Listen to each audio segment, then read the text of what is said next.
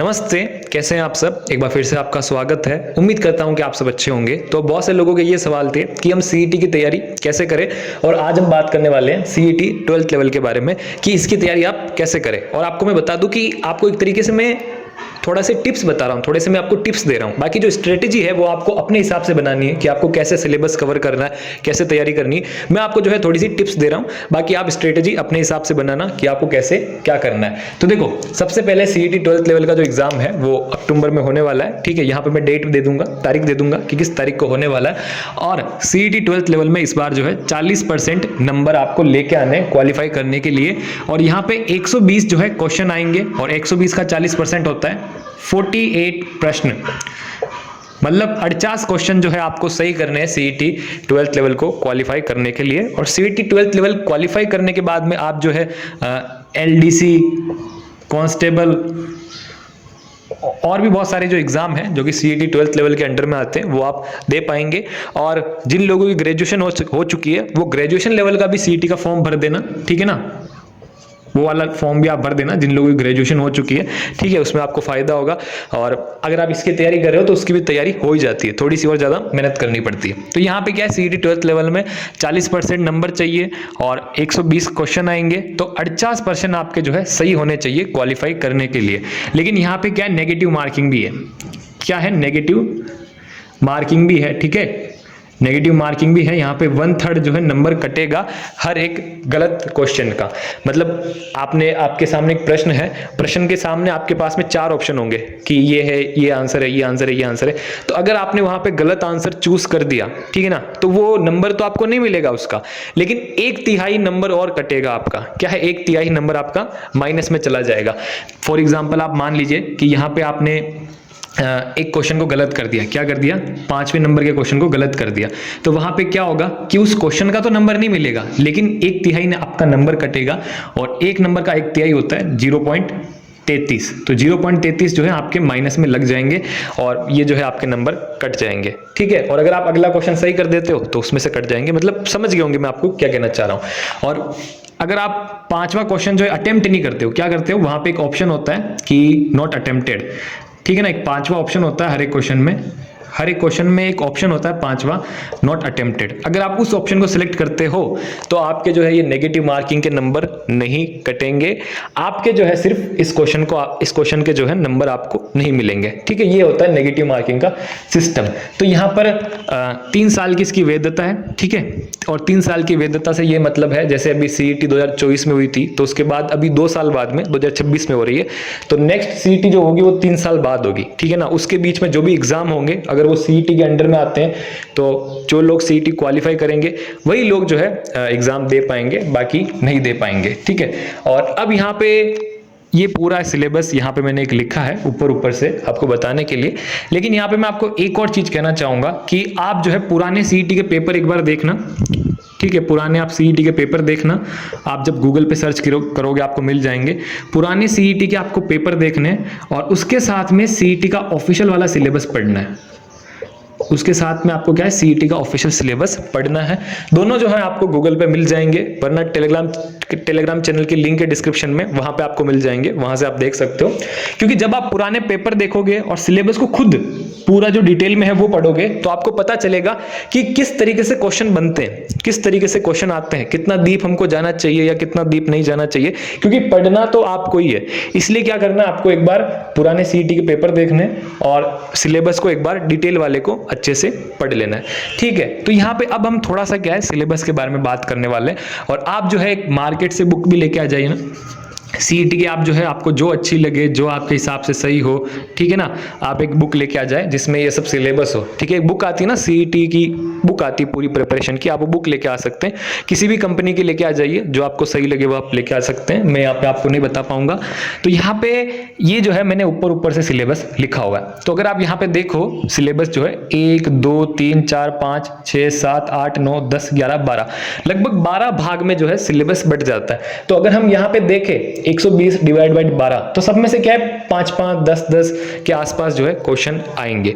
तो इसका मतलब ये है कि अगर आप 1-2 चीजें छोड़ना चाहे, छोड़ने से मेरा मतलब ये है कि टाइम कम बचा है, अब हम तैयारी नहीं कर पाएंगे, तो अगर आप ये करना चाहे तो आप ये भी कर सकते हैं। मान लो आप मैथ्स को छोड़ना चाहे तो आप मैथ्स को छोड़ सकते, कोई दिक्कत नहीं, आप बाकियों को अच्छे से कर ले, और अगर आप मैथ्स को छोड़ दे तो कोई दिक्कत नहीं है, ठीक है। लेकिन आपको ज़्यादा नहीं छोड़ना है, ठीक है। आपको क्या ज़्यादा नहीं छोड़ना है कि आपने बहुत सारी चीज़ें छोड़ दी, ये आपको नहीं करना है। लेकिन आप एक दो चीज़ें छोड़ सकते हैं। और छोड़ने से भी मेरा मतलब ये है कि मान लो आपने मैथ्स छोड़ दिया, ठीक है ना, मैथ्स छोड़ दिया आपने और विज्ञान छोड़ दिया कि हम ये छोड़ रहे हैं, तो आपको ये ऐसा नहीं करना है, ठीक है ना, कि बिल्कुल छोड़ दिया। अगर आप ये दोनों चीज़ें को पीछे रख रहे हो कि यार इन दोनों चीज़ों में मैं बहुत वीक हूँ, मैं बाकी सब तो कर लूँगा, मैं इन दोनों में बहुत वीक हूँ, ठीक है, तो भी इन चीज़ों में कुछ चीज़ें ऐसी है, क्या है, कुछ चीज़ें ऐसी है जो कि बहुत ईजी है, क्या है, बहुत ईजी है। तो उन चीज़ों को एक बार आप नज़र घुमा ही लो, उन चीज़ों को जो है आप एक बार देख ही लो। जैसे मैथ्स में होता है एलसीएम, एचसीएफ, तो अब ये जो है बहुत सिंपल चीज़ है, इसमें आपको सिर्फ एक बार देखना है कि एलसीएम एचसीएफ कैसे निकालते हैं, और आपको अगर एग्जाम में क्वेश्चन आ गया तो आप सिंपली कर लोगे। तो मेरे कहने का मतलब ये है, ठीक है, मैं क्या कहना चाहता हूँ समझना, कि यहाँ पे इतना बड़ा सिलेबस है और आपके पास टाइम कम बचे, अगर आप एक दो चीज़ें छोड़ना भी चाहो तो कोई बड़ी बात नहीं, क्योंकि हमको 120 में से 48 क्वेश्चन ही सही करने हैं, हमको 40% नंबर ही लेके आने हैं। तो अगर 40% लेके आने हैं, 48 सही करने हैं, तो मान लो हम 60-70 का टारगेट लेके चलते हैं, जिससे हमारे 50 तक तो 55 तक तो सही हो ही जाएंगे, ठीक है। वैसे तो अगर आपके पास टाइम है, आप फ्री हो, तो आप सबको अच्छे से ही कर लो, ठीक है। लेकिन अगर आप छोड़ना चाहो, जैसे मैं भी बता रहा हूं, छोड़ना चाहो किसी को तो छोड़ सकते हो, कोई बड़ी बात नहीं, अब बाकी को अच्छे से करना पड़ेगा। लेकिन अगर आप ये दोनों छोड़ रहे हो तो बाकी को अच्छे से करना पड़ेगा। लेकिन अगर आप किसी को छोड़ भी रहे हो, मान लो आपने दैनिक विज्ञान छोड़ दिया, तो दैनिक विज्ञान में भी क्या है, साइंस में भी क्या है, बेसिक साइंस में कुछ क्वेश्चन बहुत ईजी होते हैं, क्या है, कुछ चीजें बहुत ईजी आती है, तो वो चीजें आपको थोड़ा सा कर लेनी है, वो चीजें थोड़ी सी आपको क्या है देख लेनी, कि दैनिक विज्ञान में बहुत सी बार ऐसा क्वेश्चन आता है कि इनमें से कौन सा धातु सबसे सॉफ्ट है, इनमें से कौन सा धातु सबसे हार्ड है, इनमें से कौन सा धातु है या नहीं है, कौन सा धातु जो है गर्मी का बहुत अच्छा सुचालक है, कुचालक है। तो ये ऐसे बहुत सिंपल क्वेश्चन आते हैं, तो ये सिंपल चीजें आप कर ही लेना, ठीक है ना। अब ऐसा नहीं कि आपने बिल्कुल छोड़ दिया, बिल्कुल मैं यही कहूंगा आपको, कोई भी चीज मत छोड़िए, सिंपल चीजें तो आप कर ही लेना, ठीक है। मान लो आप सोच रहे हो कि मैं कंप्यूटर को छोड़ दूं, यार कंप्यूटर में मेरे पास टाइम नहीं बचा, ये नहीं बचा है, ठीक है ना, कंप्यूटर से 4-5 क्वेश्चन ही आएंगे मैक्सिमम, लेकिन फिर भी कंप्यूटर में बहुत सारी सिंपल चीजें ऐसी है, कभी बैक स्पेस की के बारे में पूछ लिया जाता है कि बैक स्पेस की किस बारे में काम आती है, सीपीयू में क्या क्या चीजें होती है, ठीक है, हार्डवेयर क्या है, सॉफ्टवेयर क्या है, हार्डवेयर सॉफ्टवेयर क्या है। तो ये बहुत सिंपल चीजें हैं, ये आप जो है मेरे हिसाब से 15-20 मिनट में कर सकते हो। तो सिंपल चीजें आप करना, ठीक है ना। अगर आप कुछ चीजें छोड़ रहे हो फिर भी आप सिंपल चीजें करना। तो यहाँ पर ये सिलेबस है पूरा, आप पूरा डिटेल में एक बार पढ़ना, आपको पता चल जाएगा कैसे क्या होता है। और यहाँ पे मैं आपको नहीं कहूँगा कि किसको आप छोड़ दे, किसको आप नहीं छोड़े, ये आपके ऊपर है कि आप किस में अच्छे हो या किस में अच्छे नहीं हो। आप अपना दिमाग लगाओ कि इतिहास यहाँ पे है, अब इतिहास बहुत बड़ा है, मेरे पास टाइम नहीं है तो मैं इतिहास में इतना समय क्यों दूं, लेकिन सिंपल चीजें तो कर ही लेता हूं ना। जैसे मान लो कि कौन सा मेवाड़ का ऐसा राजा था जिसने जो है 60 या 80 किलो का जो है पुल निर्माण करवाया, तो महाराणा कुंभा थे। अभी कितनी सिंपल चीज है, बहुत सिंपल चीज है। तो सिंपल चीजें ऐसे कर ही लो, और बाकी दीप वाला इतिहास छोड़ दो। अब 1857 की क्रांति कहां से चालू हुई थी, नसीराबाद से, ये बहुत सिंपल चीज है, तो ये चीज आप कर लो, ज्यादा दीप मत जाओ, ऐसा आप कर सकते हो, ठीक है। मतलब मेरे कहने का मतलब बिल्कुल आप किसी को मत छोड़ना, और आप जो है अपने हिसाब से इसको करना कि यार मैं जो है रीजनिंग में बहुत अच्छा हूँ, मैं मैथ्स में तो अच्छा हूँ लेकिन साइंस में अच्छा नहीं हूँ, तो मैं साइंस को छोड़ देता हूँ। ऐसे यार मैं साइंस और मैथ्स दोनों में अच्छा नहीं हूँ, तो दोनों को छोड़ देता हूँ, लेकिन सिंपल चीजें कर लेता हूँ और बाकियों को अच्छे से कर लेता हूँ।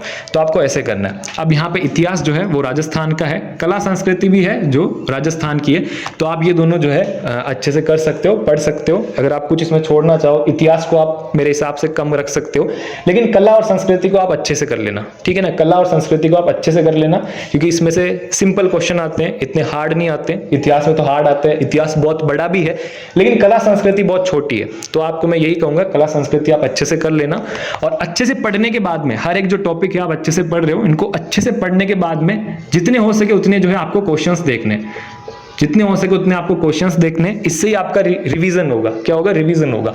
फिर आप भूगोल में आ जाओ, तो भूगोल में यहाँ पे भारत का भी भूगोल है और राजस्थान का भी भूगोल है, ठीक है। तो एक बार यहाँ पे जब आप ये ऑफिशियल सिलेबस पढ़ोगे ना तो आपको जो है अंदाजा हो जाएगा।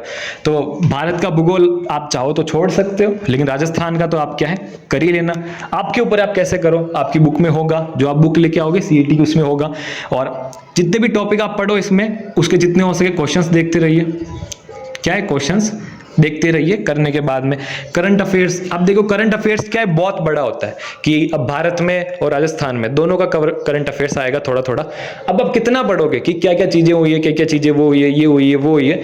तो आप करंट अफेयर्स की तो क्या करना, यूट्यूब से मैराथन देख लेना कोई, ठीक है, या फिर आप जो है मार्केट से करंट अफेयर की एक छोटी सी बुक आती है, वो बुक लेके पढ़ सकते हो, ठीक है ना, पिछले 5-6 महीने की, उसमें से क्वेश्चन है पिछले 1 साल की, या आपकी जो सीईटी की बुक होगी उसमें हो करंट, वो पढ़ सकते हो। तो करंट अफेयर्स में आपको मेरे हिसाब से इतना डीप नहीं जाना चाहिए, ठीक है। फिर आते हैं यहाँ पे राजनीतिक पॉलिटी जो है यहाँ पे राजस्थान की भी होगी और भारत की भी होगी, ठीक है, आपकी बुक में पूरा होगा वो। तो राजनीति को आप अच्छे से कर लेना, ठीक है, क्या है, आप अच्छे से थोड़ा सा कर लेना कि राज्यपाल का क्या काम है, मुख्यमंत्री का क्या काम है, ये जो है ये संवैधानिक जो रूल अमेंडमेंट है, रूल है, ये कहाँ पे काम आता है। तो राजनीति को जो है आप अच्छे से कर लेना। फिर जो है जितने हो सके उतने आपको क्वेश्चंस इसके देखते रहना है। फिर आते हैं इकोनॉमिक्स पे, ठीक है, अर्थव्यवस्था पे। तो मेनली जो है राजस्थान की अर्थव्यवस्था आएगी, ठीक है, राजस्थान की अर्थव्यवस्था आएगी कि राजस्थान में शहरों में ज्यादा ये है या गांवों में ज्यादा वो है, ये है वो, मतलब बुक में आपके होगा। तो इकोनॉमिक्स को भी आप राजस्थान की को अच्छे से कर लेना, ज्यादा हार्ड नहीं है। और फिर इसके जितने हो सके उतने आपको क्वेश्चंस देखते रहना है, ठीक है। फिर आते हैं हम दैनिक विज्ञान पे। तो दैनिक विज्ञान के बारे में, मैथ्स के बारे में मैंने आपको बता ही दिया। और अगर आपको करना है तो क्या करोगे, आप जितना हो सके उतना कंप्लीट करो और क्वेश्चंस देखते रहिए, ठीक है। और रीजनिंग भी आपको अच्छे से करनी है। अभी आपने बीएसटीसी में देखी होगी, तो रीजनिंग भी आपको जो है अच्छे से कंप्लीट करनी है। और कंप्लीट करने के बाद में जो है आपको जितने हो सके रीजनिंग के जो है क्वेश्चंस देखने, क्या करने, जितने हो सके उतने आपको रीजनिंग के क्वेश्चंस देखते रहना है। और मैक्स में भी बहुत से लोग अगर छोड़ना चाहे तो छोड़ सकते हैं, चाहे तो कंप्लीट करना चाहे कंप्लीट कर सकते हैं, आपके ऊपर है, ठीक है। लेकिन मैक्स में भी अगर आप कंप्लीट कर रहे हो, मैक्स को पढ़ रहे हो, तो फिर इसके जितने हो सके आपको क्वेश्चंस देखने हैं, सॉल्व करने, थोड़ा सा प्रैक्टिस करते रहने। फिर ये पब्लिक हेल्थ। अब ये पब्लिक हेल्थ मतलब ये वाला सब्जेक्ट है कि यहाँ पे ऐसा पूछा जाता है कि सोशल मीडिया यूज करने के क्या फायदे हैं, क्या नुकसान है, इंटरनेट के क्या फायदे हैं, क्या नुकसान है, ये बीमारी ये है वो, ऐसे सिंपल वाले सवाल आते हैं। आपकी बुक में जो है आप लेके आओगे उसमें चीज होगी, तो वहां से इसको तो आप अच्छे से कर लेना। कंप्यूटर में भी यही है, अच्छे से आप इसको पढ़ लेना। फिर जितने हो सके उतने आपको क्वेश्चंस इसके देखते रहना है। हिंदी में भी आपको यही कहूंगा, अच्छे से कंप्लीट कर लेना, फिर जितने हो सके उतने आपको क्वेश्चंस देखते रहने हैं। और इंग्लिश में भी आपको यहाँ पे सेम चीज करनी है, जितने हो सके उतने क्वेश्चंस आपको देखते रहने हैं। तो जैसे अभी मैंने आपको बताया कि सब में आपको पढ़ना है, फिर जितने हो सके क्वेश्चंस देखना है, तो आप थोड़ा सा कंफ्यूज हो गए होंगे। लेकिन आपको समझना होगा कि सब में चीजें सेम ही है, मतलब सेम से मेरा मतलब है कि आपको इसमें भी पढ़ना होगा, पूरा जो होगा बुक में आपको पढ़ना होगा, देखना होगा। यहाँ पे जो विज्ञान में है वो आपको पढ़ना होगा, समझना भी होगा, मैथ्स में है वो भी आपको पढ़ना होगा। और जब आप इनको पढ़ोगे, पढ़ने के बाद में जब इनके क्वेश्चंस देखोगे, तब जाके जो है यहाँ पे आपका कवर अप हो पाएगा, आपको जो है याद हो पाएगा। 3-4 बार जब आप देखोगे, फिर क्वेश्चंस देखोगे, तब जाके जो है आपके दिमाग में वो बैठ पाएगा। जैसे मान लो आप इंग्लिश में पढ़ रहे हो, अब इंग्लिश में आप टेंस देख रहे हो, तो टेंस आपने देखे, फिर आपने टेंस के क्वेश्चन सॉल्व किए, तो वो आपको पूरा एक तरीके से याद हो जाएगा। हिंदी आप देख रहे हो, हिंदी में आप संधि देख रहे हो, फिर संधि के आपने क्वेश्चंस देखे, तो वो आपको पूरा एक तरीके से कवर अप हो जाएगा। फिर यहाँ पे आप कंप्यूटर देख रहे हो, तो कंप्यूटर में जब आप क्वेश्चंस देखोगे तो वो आपका रिवीजन हो जाएगा, एक तरीके से आपको पक्का याद हो जाएगा। और मैथ्स में भी ऐसे, रीजनिंग में भी ऐसे, यहाँ पे भी ऐसा ही है कि इतिहास में जब आप पूरा पढ़ोगे, फिर आप क्वेश्चंस देखोगे, ठीक है ना, फिर आप क्वेश्चंस को देखोगे ना, तो आपके दिमाग में बहुत सारी चीजें भी आएंगी और आपको जो पढ़ा हुआ होगा उसका भी रिवीजन होगा और आपका थोड़ा सा जो है कवर अप भी होगा यहाँ पर ऐसे। इसलिए आपको क्या करना है, पढ़ना है इनको अच्छे से, जो टॉपिक आप पढ़ रहे हो उसको पढ़ने के बाद में उसके जितने हो सके आपको क्वेश्चंस देखते रहना है। फिर आप करना चाहो तो रिवीजन भी करना। तो एक तरीके से जो हम पढ़ाई करते हैं नॉर्मली, जो हम पढ़ते हैं, सिलेबस कवर करते हैं, वैसा ही हर एग्जाम में होता है, हर टॉपिक में होता है।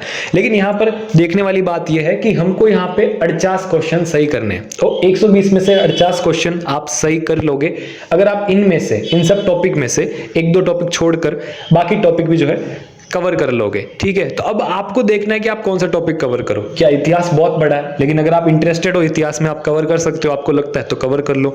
लेकिन नहीं, मैं तो इतिहास यहाँ पे छोड़ूंगा, तो इतिहास को आप छोड़ दो। लेकिन कुछ सिंपल सी चीजें हो इसमें, जैसे मैंने आपको बताया कि सिंपल चीजें देख ही लेना, तो सिंपल चीजें कवर अप कर लो। ठीक है, तो इतिहास को आप यहाँ पे साइड में रख सकते हो, लेकिन कला और संस्कृति को साइड में मत रखना, इसको तो आप अच्छे से कवर अप कर लेना। इजी क्वेश्चन आते हैं, सिलेबस भी कम है।